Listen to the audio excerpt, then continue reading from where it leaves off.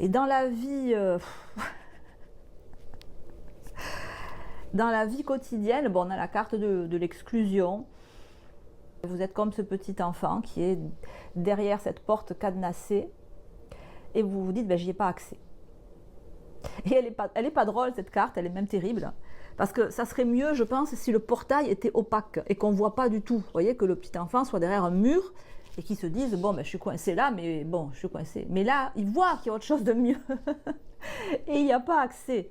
Donc je me compare à mieux, enfin, je compare ma situation à mieux et je compare ma situation à pire. Alors, je ne dis pas que ça ne va pas s'arranger, je dis que là, actuellement, dans la période de mi-mars à mi-avril, vous perdez espoir dans la situation, vous perdez espoir dans le fait que la situation s'arrange. Comme si vous jouiez une partie d'échecs. Pour sortir de cette situation, pour vous, c'est compliqué. Vous ne pouvez pas claquer la porte comme ça. Alors, si c'est une dépendance financière à un boulot, c'est clair. Mais pour d'autres, ben je vais lâcher le mot, hein, c'est peut-être de la dépendance affective en fait. C'est à double tranchant.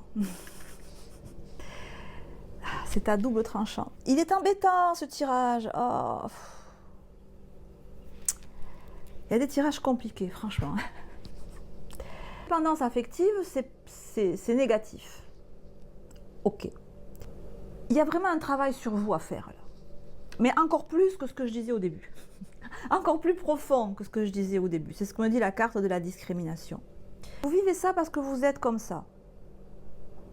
Il y a des parties de vous que vous pouvez travailler, que vous pouvez arranger, que vous pouvez améliorer. Il y a des parties de vous qui sont immuables. Voilà, vous êtes Gémeaux, vous n'allez pas changer ça. Hein, vous avez les yeux marrons, vous avez, je sais pas, il y a des parties immuables en vous. Ces parties immuables, elles ont des contradictions, elles ont des subtilités. Ces nuances-là, c'est les vôtres. Vous êtes né avec et vous mourrez avec. Et peut-être même que ça appartient à votre âme, et peut-être que même une fois mort, vous irez dans l'au-delà avec ces caractéristiques-là. L'idée que j'ai, c'est que j'ai l'impression que cette situation, elle n'est pas évidente. Attention, le gros mot arrive. Mais c'est votre karma. Mais un karma positif.